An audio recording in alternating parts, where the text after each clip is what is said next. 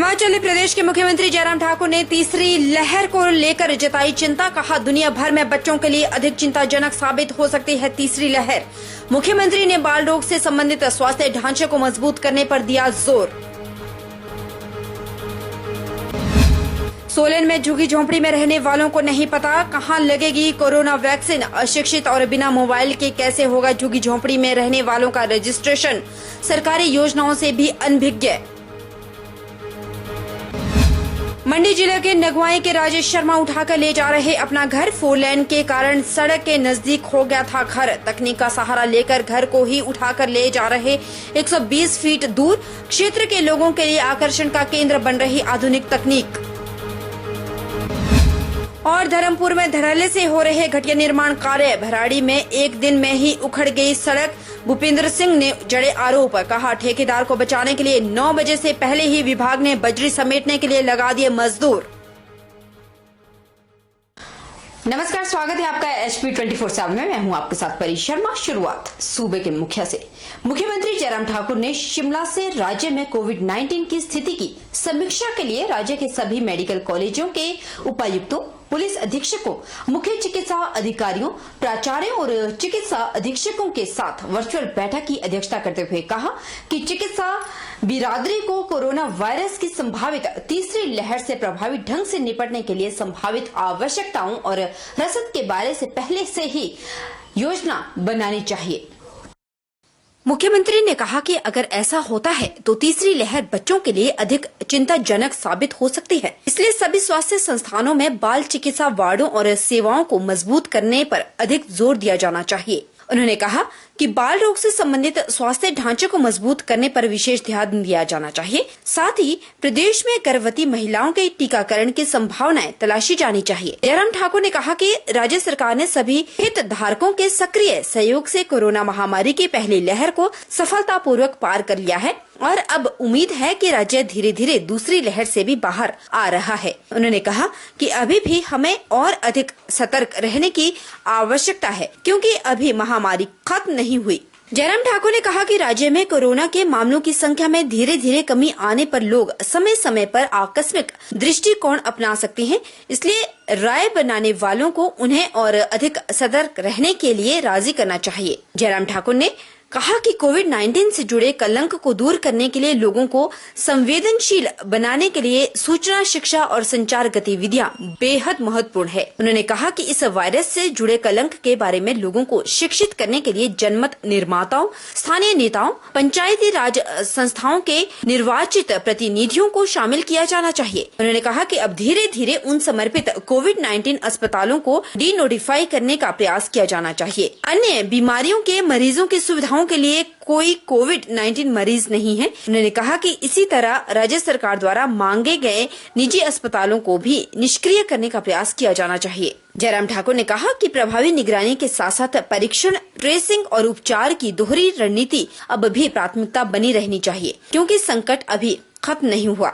उन्होंने कहा कि सभी उपायुक्त अपने अपने जिलों में किए जा रहे टेस्टिंग की संख्या को बढ़ाना सुनिश्चित करें। उन्होंने कहा कि राज्य के स्वास्थ्य विभाग को टीके की न्यूनतम बर्बादी सुनिश्चित करनी चाहिए क्योंकि देश और राज्य इसे वहन नहीं कर सकते।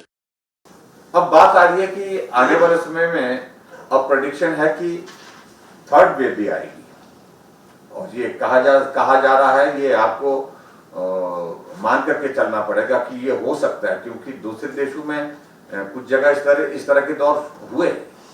अब की बार हमारे लिए अच्छी चीज एक है कि इस दौरान जो है सेकंड वेव के साथ साथ वैक्सीनेशन की, जिसने बहुत बड़ा एक भरोसा भी दिया, विश्वास भी दिया। विश्वास के साथ साथ में इसने सही मायने में इस संक्रमण को, इस वायरस को रोकने में भी एक बहुत बड़ा कॉन्ट्रीब्यूशन है। एक मुझे लग रहा है कि अब जो चीजें हैं जहां हम एक तो जो ट्रीटमेंट वाला पार्ट है वो एक है, लेकिन जो संक्रमण जिसमें जो है वायरस हमारा फैलता जा रहा है उस पार्ट पर हमको जो सोचने की जो जरूरत है। धीरे धीरे अब जब थोड़ा हमारा संक्रमण जब कम हो रहा है सूरत में, हमको अब पार्टिसिपेशन लोगों का लेना चाहिए। लोगों को टेस्टिंग के लिए जो है वो बढ़ाने के लिए टेस्टिंग, जहां खास तौर से जिसका जिक्र हम पहले भी कर चुके हैं। ये कैटेगरी तो ये है कि जो हमारे पास रिकॉर्डेड है वो है जो होम आइसोलेशन में आदमी है पॉजिटिव आया है वो हमारे पास रिकॉर्डेड है। लेकिन दूसरा एक ऐसा भी एक ये है कि जो हॉस्पिटल में एडमिट है तो वो भी रिकॉर्डेड है। लेकिन इसके अतिरिक्त ऐसा भी एक बहुत बड़ा ये है कि वो रिकॉर्डेड नहीं है, वो कोविड का वायरस का कैरियर है। सर्दी जुकाम के कारण घर बैठा है, घर बैठ करके वो अपने हिसाब से दवाई ले रहा है, उसने सुना कि काढ़ा से ठीक होता है, काढ़ा ले रहा है, लेकिन सबको मिल रहा है।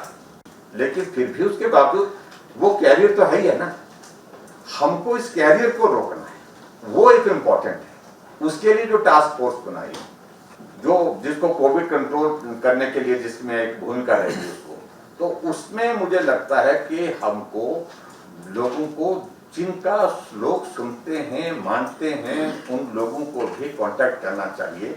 ऐसे लोग प्रभावशाली लोग होते हैं, जो लोग जो जिनके गांव में सुनी जाती है मानी जाती है बात, तो ऐसे लोगों को भी इन्वॉल्व करना चाहिए।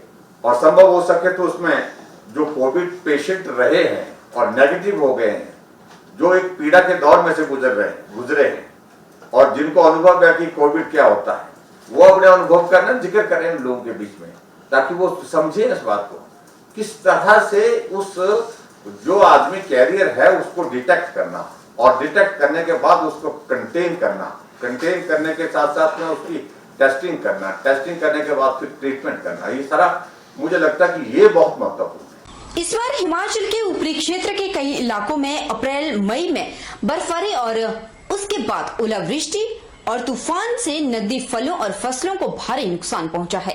किन्नौर जिला के निचले हिस्से चौरा आदि, शिमला जिला के गौरा, 12-20, 6-20, ननखड़ी, कुल्लू और आनी और निर्मंड खंड से इससे नुकसान हुआ है। हालांकि बागवानों का यह भी कहना है कि अभी भी ओलावृष्टि कई स्थानों पर जारी है। इस आपदा से सेब, पलम, खुमानी, बादाम, चौरी और अन्य फसलों को भारी नुकसान पहुंचा है।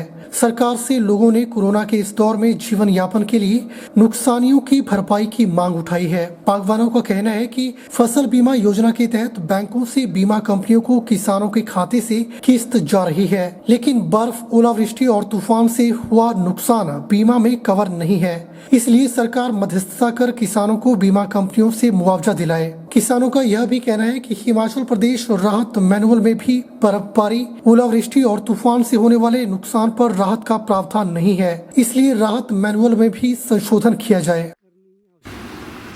अप्रैल मई में हिमाचल प्रदेश के जो रामपुर तहसील है, निर्मंड है, ननखरी है और अन्य में यहाँ पर भारी नुकसान हुआ ओलावृष्टि बर्फबारी से, और जो भारी बारिश हुई है, आंधी तूफान भी चला है। तो जितना चाहे प्लम है, सेब है, खुरमानी है, जो भी ओलावृष्टि और इन चारों चीज़ों से नुकसान हुआ है, सरकार उनको मुआवजा दे। दूसरा इम्पॉर्टेंट चीज़ है कि जो किसान है, जो बैंकों में वो पैसा रखता है, तो उसका बीमा जो है फसल बीमा जो योजना के तहत उनका इंस्टॉलमेंट काटी जाती है, प्रीमियम काट लेते हैं बैंक।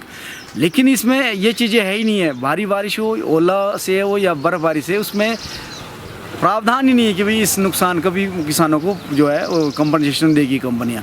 तो एक तो सरकार से ही डिमांड है कि भाई ये जो है अमेंड करे और कंपेल करे जो कंपनियां हैं उसको मुआवजा देने के लिए जिन्होंने बीमा कर रखा है। किसान सभा ननखड़ी सचिव ओम प्रकाश ने बताया कि अप्रैल मई में पहले बर्फ और ओलावृष्टि हो रही है। इससे सेब, पलम, खुमानी, चौरी और अन्य फसलों को भारी नुकसान हुआ है। कोरोना काल को देखते हुए सरकार किसानों को मुआवजा दे ताकि उनकी रोजी रोटी चल सके। अभी पीछे ये जो अप्रैल और मई के अंदर में जो ये काफ़ी ओलावृष्टि हुई है, एक तो हमारे इलाके के अंदर में क्योंकि सेब भी है, तो सेबों के अंदर तब ये छोटा छोटा दाना था, तो काफ़ी नुकसान वहाँ पे हुआ है उस सेब के अंदर में।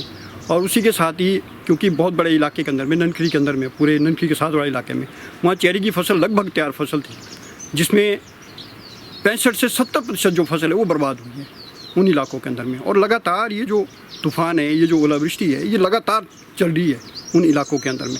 अभी कल भी बारिश हुई है और निचले इलाकों में, खास करके जिन इलाकों से मैं आता हूँ उस इलाके के अंदर में, तो अभी जो ये पलम की और जो ये खुमानी की फसलें थी ये बर्बाद हुई है। कल भी ये बर्बाद हुई है। कल की बारिश में भी काफ़ी वो पेड़ उन्होंने साफ झाड़े हैं, वो पेड़ उस इलाके में काफ़ी तेज़ कल बारिश आई है, तूफान आया काफ़ी तेज़ और बादल फटने जैसी स्थितियाँ वहाँ हुई है, इतनी तेज़ बारिश वहाँ पर हुई है। तो हमारी तो सरकार से डिमांड है कि ये जो नुकसान हमारा हुआ है इतना, इसमें हमको मुआवजा दिया जाए और साथ में अभी सरकार ने कुछ दिन पहले बोला भी था कि बिना परमिशन के, बिना उसके सैंक्शन के जो वीडियो है वो वहाँ पे काम करवाएंगे नरेगा के अंदर में, वो ज़मीन पे कहीं दिख नहीं रहा है। मैं जो है आज मतलब कि जो ये ओलावृष्टि हो रही है दिन मतलब कि जब से मतलब कि फूल आना शुरू हुए हैं तब से लेकर के जो है ये नुकसान ही होता जा रहा है। कभी ओलावृष्टि हो रही है, कभी बारिश हो रही है, तो कभी इतना तूफान आ रहा है, कई जगह तो पेड़ भी तोड़े हैं। पीछे जब तूफान से कितना ज़्यादा नुकसान हुआ, कई जगह पेड़ तोड़े हैं, मतलब कि घर के छत्ते तक उड़ाई है, बहुत सारी इसमें वो है। और अभी भी जो है लगातार बारिश ही होती जा रही है। मौसम का कोई भरोसा नहीं है, कब बारिश हो जाए, कब क्या हो जाए। और साथ में ओलावृष्टि हो रही है, जैसे ननखरी जैसे क्षेत्र है वहाँ तो हमेशा ओलावृष्टि हो जाती है, बारिश होने के बजाय वहाँ पर ओलावृष्टि होती है। तो उसकी वजह से जो नुकसान हो रहा है, हम सरकार से डिमांड करते हैं कि जो ये नुकसान हो रहा है उसकी जो है भरपाई की जाए और जो किसानों को जो है वो मुआवजा दिया जाए। और जिस तरह से जो ये मतलब कि दिन प्रतिदिन महंगाई भी बढ़ती जा रही है, किस तरह से जो ये राशन भी डिपो में महंगा कर दिया है, कम से कम सरकार को इस चीज़ के बारे में सोचना चाहिए। उधर हिमाचल प्रदेश सरकार के निर्देशों से बाकी शहरों में तो दुकानें खुल गई हैं, लेकिन नैना देवी में अभी भी दुकानें नहीं खुल पाई। हजारों की संख्या में युवाओं का इन धार्मिक स्थलों से कारोबार जुड़ा हुआ है। युवा वर्ग को इस समय दुकानें बंद होने के कारण रोजी रोटी के भी लाले पड़ चुके हैं। हिमाचल प्रदेश के विश्वविख्यात प्रसिद्ध धार्मिक स्थल श्री नैना देवी की बात करें तो मंदिर बंद होने के कारण बाजारों में सन्नाटा पसरा हुआ है और पूरा बाजार बंद पड़ा हुआ है। पिछले वर्ष भी कोरोना काल में मंदिर 6 महीने बंद रहा था। बाजार और दुकानदारों का दुकानों के अंदर का सारा सामान खराब हो गया था और लाखों रुपए का नुकसान पिछले वर्ष भी दुकानदारों ने झेला था और इस वर्ष भी यही हालात हैं। दुकानदारों का कहना है कि आम शहरों की बात करें तो बाकी शहरों में तो दुकानें खोलने से कुछ न कुछ कारोबार चलना शुरू हो गया है, लेकिन हिमाचल की शक्तिपीठों पर सारा कारोबार श्रद्धालु एवं पर्यटकों पर निर्भर करता है। उन्होंने बताया कि जब तक श्रद्धालु और पर्यटक नहीं आएंगे तब तक यहाँ का कारोबार नहीं चलेगा, जिस कारण सारा बाजार बंद पड़ा है। जब तक मंदिर नहीं खुलता है तब तक यहाँ का कारोबार भी ठप पड़ा रहेगा। जय माता दी। जैसा कि पूरे हिमाचल में सारी दुकानें खुल गई है, थोड़ा बहुत कारोबार चल पड़ा है, वैसे ही नैना देवी में भी यहाँ पे जब तक यात्री नहीं आएंगे तब तक कोई भी दुकान खुली नहीं होगी, ना कारोबार चलेगा। इसलिए सरकार से अनुरोध करते हैं कि जहाँ जब मंदिर में उन जगहों पर भी दुकान खोलने की अनुमति प्रदान करें, मंदिरों को भी खोले ताकि श्रद्धालु भी आए और कारोबार भी चले। दुकानदारों का कहना है कि अब उन्हें अपने बच्चों का पालन पोषण करना भी मुश्किल हो गया है। उन्होंने सरकार से मांग की है कि धार्मिक स्थलों पर दुकानदारों को कुछ न कुछ राहत प्रदान करें ताकि अपने परिवार का पालन पोषण कर सके। उन्होंने कहा कि सरकार के द्वारा पिछले वर्ष में उन्हें कोई राहत प्रदान नहीं की गई थी, लेकिन दुकानदारों ने इस बार मांग की है कि कोरोना काल में सरकार उन्हें कुछ आर्थिक सहायता देकर इस संकट की घड़ी में उनका साथ दे। और दुकानदार करे तो करेगा क्या। ਅਸੀਂ पिछले साल भी ਲੱਖਾਂ ਰੁਪਈਆਂ ਦੇ ਨਾਲ ਘਾਟਾ ਸਹਿਆ ਤੇ ਸਰਕਾਰ ਸਾਡੇ ਵਾਸਤੇ ਵੀ ਕੋਈ ਵਿਚਾਰ ਕਰੇ। ਵਿਚਾਰ ਐਸਾ ਕਰੇ ਕਿ ਕੁਛ ਨਾ ਕੁਛ ਸਾਨੂੰ ਮੁਆਵਜ਼ਾ ਵਗੈਰਾ ਦਿੱਤਾ ਜਾਵੇ ਜਾਂ ਸਾਡੀ ਕਿਸੇ ਤਰ੍ਹਾਂ ਵੀ ਹੈਲਪ ਕੀਤੀ ਜਾਵੇ। ਇਹ ਜਿੰਨੇ ਵੀ ਦੁਕਾਨਦਾਰ ਹੈਗੇ ਸਭ ਪਿੰਡੂ ਦੁਕਾਨਦਾਰ ਹੈਗੇ, ਇੱਥੇ ਆ ਕੇ ਇਹ ਗੁਜ਼ਾਰਾ ਕਰਦੇ, इन्हें पड़ता नहीं शरण भी आके अपना टाइम पास कर दे। यहाँ रुकेंगे छोटे से ब्रेक के लिए। ब्रेक उस पर फौरन लौटेंगे, आप बने रहिए हमारे साथ।